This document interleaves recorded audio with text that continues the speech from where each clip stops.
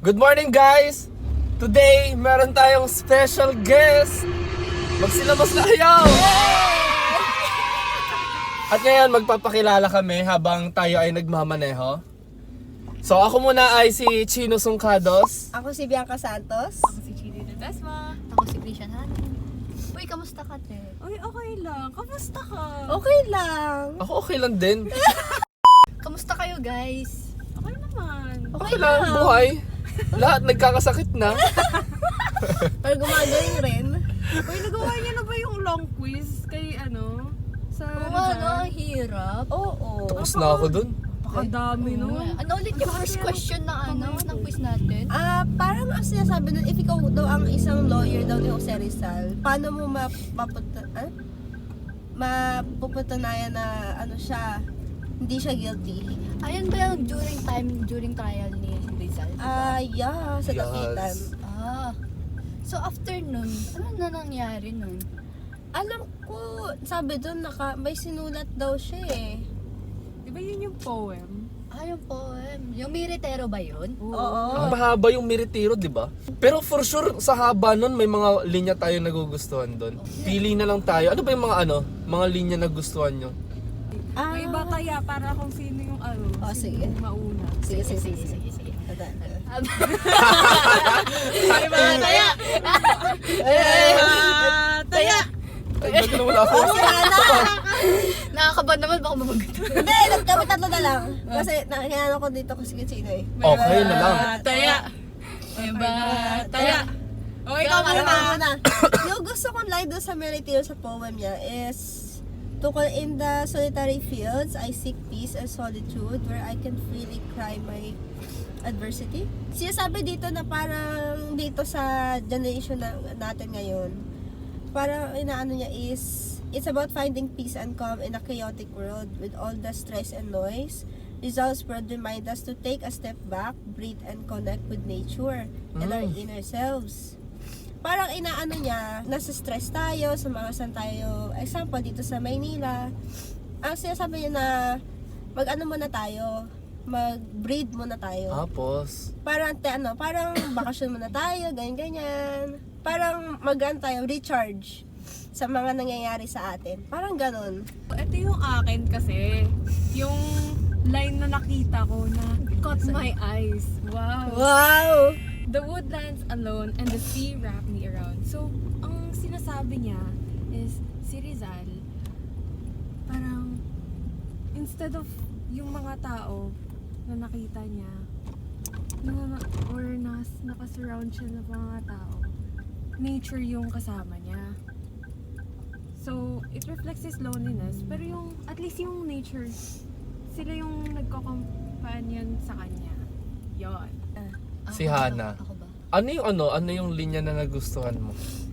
For me, yung nalinya na nagustuhan ko is, "But when the rain falls, eternally it goes, boiling and foaming through the close." Kasi for me, parang ibig sabihin na kahit gaano ka maliit at tahimik ang problema, pwede siyang mas lumaki pa. Ayos ah. Ako naman, ang pinaka nagustuhan ko dun ay yung linya, yung sa unang stanza siya. Ang sabi kasi dun by the spreading beach where the suns are soft and fine. At the foot of the mountain its mantle of green, I have built my hut in the pleasant groves and confine. Parang same lang din naman sa sinabi nyo halos. Ang pinakapunto niya kasi dun na kahit sa gitna ng na-experience niya, yung gulo, hindi siya nagpapadala, mas in-appreciate niya yung lugar nila, yung greenery, yung sand, yung dagat. Mas doon siya nag-focus. I think para hindi siya mas stress. Tsaka wala naman siguro siyang dapat patunayan din eh. So, ayun yun. Ang ganda lang din nun ng unang stanza. Parang connected lang sa sinabi ko. Di ba kasi surrounded siya by nature. So in summary, ano nga ba yung Meritero? Kayo, ano ba yung naano niya sa Meritero? Like in summary, lahat ng poem niya. Oh, yung overall. Overall, ano yung summary niya? Like anong ba nilalabas niya doon sa poem na?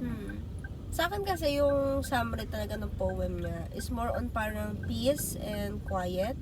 Tapos, mostly ang topic niya doon is sa dagat, nature, ganyan-ganyan. Bakit nga ba yung ulit ito ginawa? siguro kesa isipin niya yung nangyayari sa kanya, most yung ginawa na lang niya, pinagtian niya muna yung surroundings niya. Para siya nag-reflect. Tapos sinulat niya. Kesa isipin niya yung trial, mas sinulat na lang niya yung gusto niyang isulat sa poem. Kumbaga in-express niyo Mm-mm. Sarili niya. Pero may tanong ako.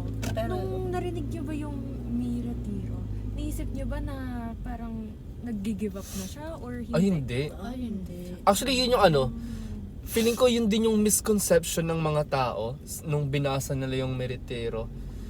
Na akala nila nag-give up na siya, parang nagsusurrender na siya sa pakikibaka, pero hindi yung ganun. Mas pinili niya na lang yung tahimik, inantay niya na lang yung perfect time. And ayun nga, gaya nga ng sinabi ko kanina sa unang stanza, wala naman siyang kailangan din patunayan. Dahil lahat naman yun, hindi naman yun gawa, kumbaga parang haka-haka lang din. Grabe naman yan, dami namang Meritero na yun. pero ikaw, Hana, Ano ako? ano mo din? Ano din ang opinion mo din doon sa Meritero? Ang opinion ko lang naman is, parang wala masabi. Pero ikaw, if ikaw yung, sa pwesto ni Jose Rizal, agree ka din ba doon sa ginawa niyang poem? Agree ako kasi ina-express lang naman ang sarili niya eh. Nilalabas niya yung pinagdaanan during his time niya. Tsaka nakikita mo rin yung growth niya Oo. doon. Mm. Kahit hindi niya naman kailangan na pakita sa lahat na kung ano yung nalalaman niya. Basta yung sinulat niya dun sa poem na yun yung growth na pinapakita niya sa lahat na kahit peace and quiet, na may growth pa rin. Walang camera. Kung ano pa Kailangan. pinagdadaanan. Oo. Tapos di ba yung kapag nasa parang ganon during trial, exile, di ba yung siyang feeling mo parang anger, Oo, galit. sad, ganyan. Pero si Jose Rizal kalmado parang lang siya, no? Parang, di yung parang, not in a term, parang in-accept na niya yung nangyayari sa Yung kanya. faith niya. Pero parang hindi siya nagalit or anything. Na siya. Hindi siya, kalmado lang siya. Parang more in peace siya. More in Oo. peace na Actually, siya. natutunan ko din dun sa sa Meritero, balik tayo sa yung kaninang tinanong, mas na-emphasize niya dito yung inner peace niya. Di ba? Mas pinili niya yung peace of mind niya. Hindi niya nalang inisip yung mga ganong-ganong bagay. Kumbaga siya, parang tama ba yung term na live in the moment lang? Oo. Ganon. Parang kaysa isipin mo yung Oo. nangyayari na exile, ganyan. Tsaka mas pinili, kung pansin nyo dun sa may Excel, di ba nga, may tumulong pa siya sa mga tao, mas dun siya nag-focus. Oo. Kesa yung paano yung mga kailangan niyang gawin bago siya Yung ma-exile. future na mangyayari sa kanya, hindi din niya inisip, tao yung inisip niya. Ganun. Mas ang ginawa na lang niya, nag-build na lang siya ng school. May matututo ka talaga sa Rizal, no? Oo. Oo, ang dami. Mas na yung famous niya, yung ginawa niya, yung during niya. Oo. Yung isang dalawang libro, Oo, yung Nolly and Nolly and Elfie. Elfie. Pero naisip niyo yun? Yung kapag boy pa rin si Rizal ngayon, ano naiisip? Buhay pa si siguro buhay pa si Jose Rizal, yung mga mga generation niya ngayon, magiging ngayon presidente. May feeling lang ako. Kasi matalino siya, ganun. Tapos yung parang personality ni Jose Rizal mapapass on din siya to this generation. Pero Gets. kasi naisip niyo ba kung anong app yung gagamitin niya? Kasi naiisip ko rin yan eh. Oo, Ano, okay, gets. Oo. Siguro Instagram. Ako tawag dito? TikTok. Yun nga yung ngayon eh. Ako Twitter. Sa app, most yung gagawa niyang app is yung more on sa academics. Kasi si Jose Rizal, di ba? Known siya sa mga niya. Sa AFA. Sa mga... Hindi matalino si Jose Rizal eh. Talino siya. Pero ako, kaya Instagram yung nasabi ko. Kasi sa Instagram kasi, may mga doon, hindi naman lahat doon mga influencer. More on nag-update lang. Siguro yun yung gagawin niya. Yung update na, ito yung mga tinulong ko. Ito yung mga nagawa ko dito. O kaya, ito yung mga nasulat ko ngayon, ganyan. More on lang, minimal lang yung niya. yung linta. Nanginginig na yung ano. Minimal lang yung ano, yung mga ipopost niya, ganun. Pero kasi pwede rin namang gawing education yung ano yung TikTok. Di ba nakikita niyo sa nga, TikTok? no? Oo, pwede din. Nag-give out sila ng lesson about, kunyari, yung kung ano nangyayari sa skin mo, ganyan. Oo, Oo, yung mga educational ganyan. din siya. Personally for me, fit ko hindi siya magsa-social media. Ay, Oo. ayaw ko din. Pero, oh, Hindi siya that active sa social media. Parang tipong magpo-post or Siguro, ano based on siya. personality siya, more on talaga siya, tradition. Pero Yung sa akin social. if si Jose gagawa siya ng mga about social media, if today, buhay pa siya, more on Google. ay, Kasi yung mga academics, yung mga inaaral niya, pwede niyang ma-transfer doon sa Google na pwede Oo nating nga. gamitin. Oo, ang ganda nun. Yun yung iniisip ko. So yun nga eh, parang hindi siya more on app person. More on ano siya? Google? More on research siya, mga Oo, ganyan. research. Nga lang, marami pa akong question eh. Nilagay ko dito sa phone ko eh. Wait lang. Yung unang tanong ko, ano nga ba yung main idea ng mga work niya? Saka bakit ba yun halaga during nung buhay pa siya, during his time? Pero diba yung main idea is parang like, mas pinipili niya yung inner peace niya. Yes. Mas gugustuhin niya yung piliin yun kaysa sa isipin yung mangyayari sa kanya. Lalo na naka-isolate siya kasi imagine halimbawa ng pandemic, isipin mo yung mga bagay na na isipin mo yung future na kailan pa kaya ganito ganyan. Naka-isolate na tayo, mas nakaka-stress siya. So maybe ganun yung nasa mindset ni Jose Rizal, Jose Rizal noon, na yung instead- during ano niya, trial or exile. Instead na isipin niya naka-isolate siya, mas gugustuhin niya na lang isipin yung current na situation, tsaka i-appreciate yung mga nasa paligid niya. So Ano? focus on positivity than Oo. negative. Parang tayo, di ba during the pandemic, since tayo sa house, tapos kaysa isipin natin yung mga ganun, yung COVID, ganyan. Our way of parang hindi natin maisip yan. Di ba ang games ang viral sa social media nun. Para mawala ka, para di mo maisip yung COVID, yung mga ganyan. So bakit nga ba Ganun din. mahalaga to during this time? Para, syempre, kasi imagine mo, yan yung pinag-iisipan mo, trial, inaano sa'yo, mga, bisa betrayal pa ata, doon sa ano niya. Inisipin mo yun, think na lagi yun iniisip. Hindi ba para masakit siya, laging iniisip tapos, kesa, ka na nga, peace ka na, yan pa yung iniisip mo, which is stressful. Parang tayo, ganun din sa COVID. Kesa yung tahimik tayo, wala tayong masyadong iniisip. If wala yun, ang most na iniisip natin, which is nakaka-stress sa tao, is yung, kailan siguro ito mag-aantong COVID na ito, ganyan. Gets? Oo. So, in a way, para mawala yung stress na yan, yung mga iniisip natin ganyan, ang kay Jose Rizal is yung pagsusulat niya, iniiba niya, way of niya, yung Kumbaga niya. coping mechanism niya. Oo. Sa atin naman, nung COVID, games, para hindi natin maisipan yung COVID. Okay, gets. Ganun lang yun. I think ang pinakamahalaga dun ay para mas makapag-reflect siya. Ayun. ako naman, may tanong rin ako. Oh, yeah. Ako rin naman. Ano yung tanong mo? Ano ba? Yung tanong ko kasi, ano yung laging na misunderstood ng mga tao pagdating sa mga works ni Rizal? Tsaka, paano natin mapaprove yun by showing evidence? Kumbaga misconception. Misconception. Kasi sa pananahimik ni Rizal, parang ang nagiging interpretation ng mga tao doon ayaw niya na.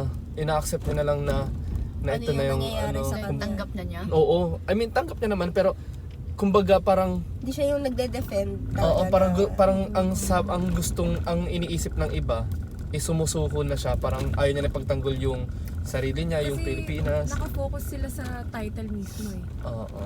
Ah. And sa sulat niya naman, mapoprove naman yun eh. Kasi sa Militiro, wala naman siyang sinabi doon na Suko na na siya. oo, tatahimik siya kasi ayaw niya, susuko na siya, ganon. Tsaka iba rin sinasabi nila na masaya daw siya na magre-retreat na daw siya. Parang No. hindi naman. Mm-mm. Hindi naman.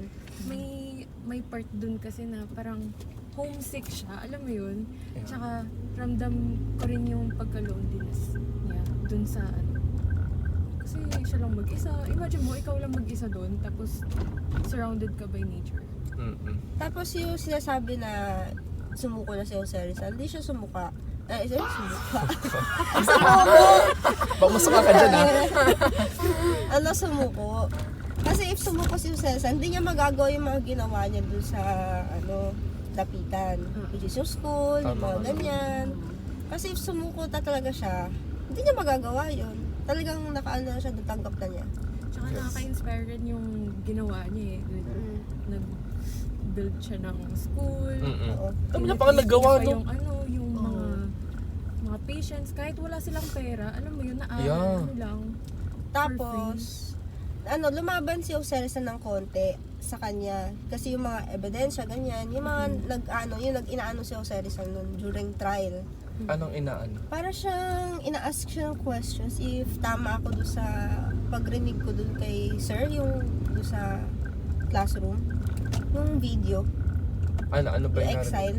Exile. Kaso Ah. guilty pa rin siya dun eh. Oo, pero yung mga evidence kasi yung pagrinig ko, parang, Hindi siya fully oo.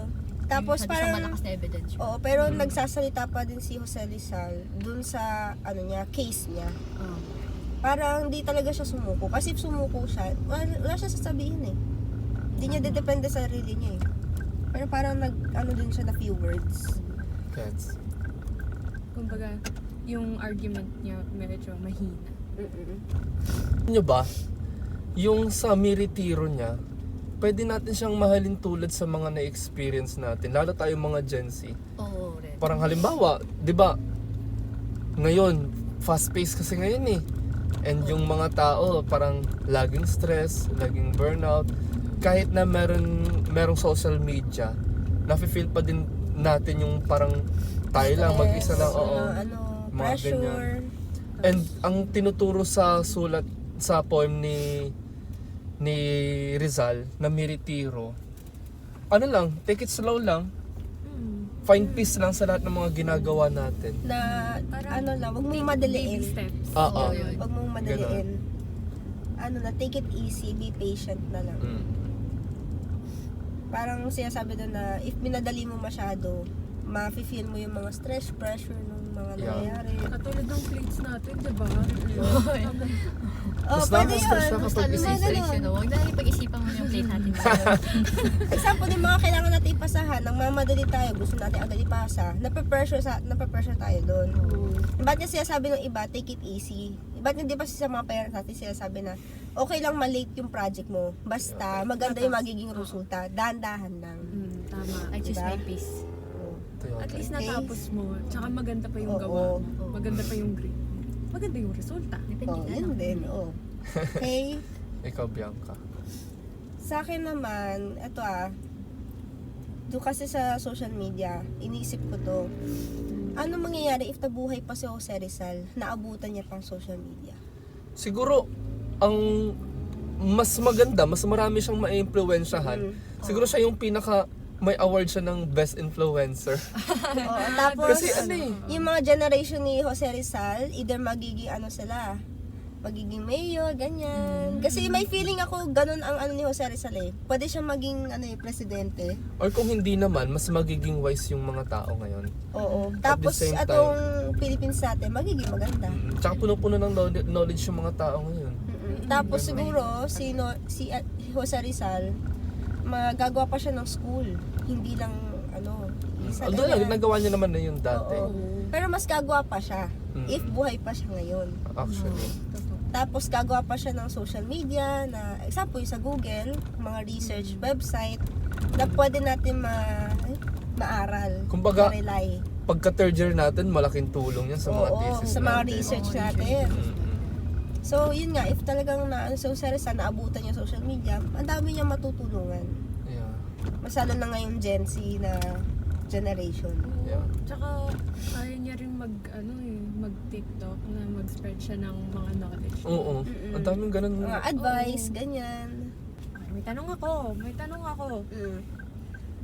Paano magagamit ng mga students katulad natin ang message ng Mi Retiro in our daily lives?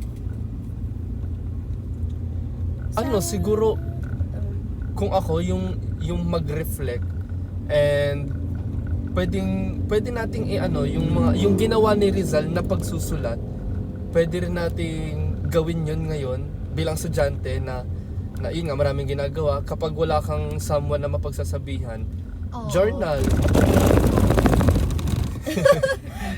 Tapos, yung mga dun sa, may retreat or yung may retiro, yung mga sinasabi doon, pwede natin i-apply as an advice sa sarili natin. Oo. Tapos, i-imply natin yun sa mga ginagawa na natin, yung mga work, school, ganyan. And ayun nga, sa bilis ng mga nangyayari ngayon, okay lang na magpahinga tayo ng walang guilt. Mm-mm. Ganun. Pero hindi mo rin maiiwasan yung guilt no? Kasi nga Actually. pressure ka. Sa bagay. And mahirap din naman magpahinga. Oo. Mm-mm. Kasi baka Kahit, mapag-iwanan ka. kahit di mo siya maiiwasan, Oh. pero meron ka pa ding chance na gumanon pa rin. Yeah, find ano pa din. Time pa rin Makakapahinga sa ka pa sarili. rin kahit saglit lang, basta ma-recharge ka. Yeah, me time ang importante. Oo. Hindi man natin magawa yung nangyayari kay Rizal na pumunta sa mga nature, dagat or whatsoever. But Pero may other way naman para makapag-release ng stress. Oo, like parang mag-journal ka or Ayun. Oo. or just play Actually, kahit games, ano naman para lang relax. ma-improve yung health natin, mental Oo. health natin eh. Yeah. tsaka importante talaga yung mental health natin. Tapos ngayon, uso Yeah. kasi ngayon sa mga bata ngayon, para mag-relieve ang stress is playing games. Mm. Pwede kang lumabas, pero yung iba kasi na hindi makakalabas, more on games, para makarelieve ng stress. So, yun na ngayon ang mga, so pwedeng ganun. Para rin Chill. maka-reflect ng sarili, no? Oo. Tsaka ayun nga, since tayo nasa college na and marami din naman sa atin na nasa 20 years old na, Oo. mas iniisip na natin yung future. Paano ba yung ganito? Baka mamaya wala akong future Oo. dito. Tapos What if yung mali pala natin, pinili ko? Oo, tapos mga mga future ganyan. works Oo. natin. Overthink. I mean, di naman natin maiiwasan yung Oo. Yeah. mistakes sa Oo. buhay. Pero it's a lesson for us. Yeah. And ayun nga, gaya nga ng ginagawa ni Rizal, live in the moment lang. Oo. Go with Ganun. the flow. Oo.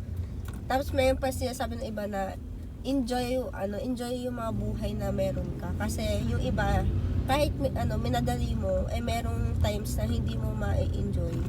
Wala din.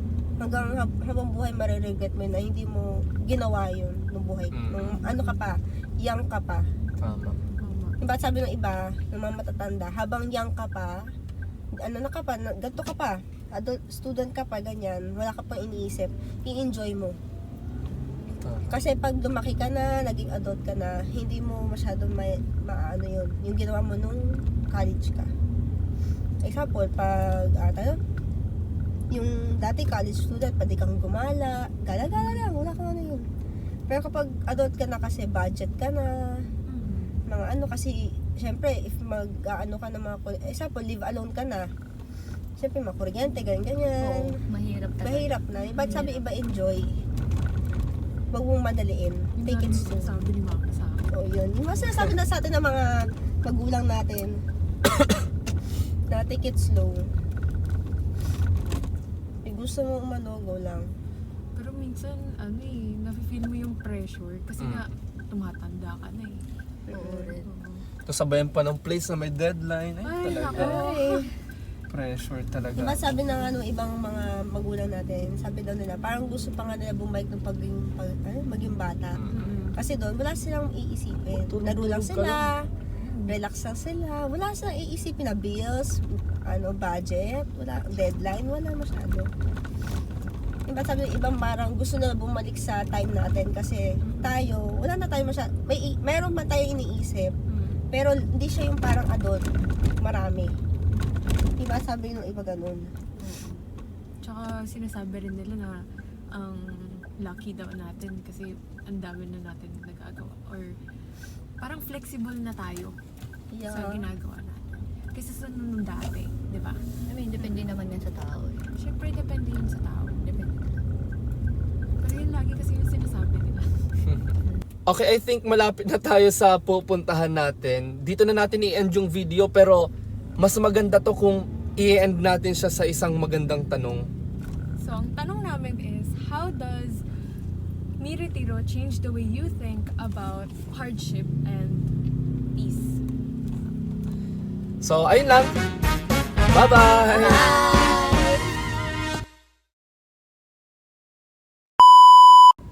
Hello!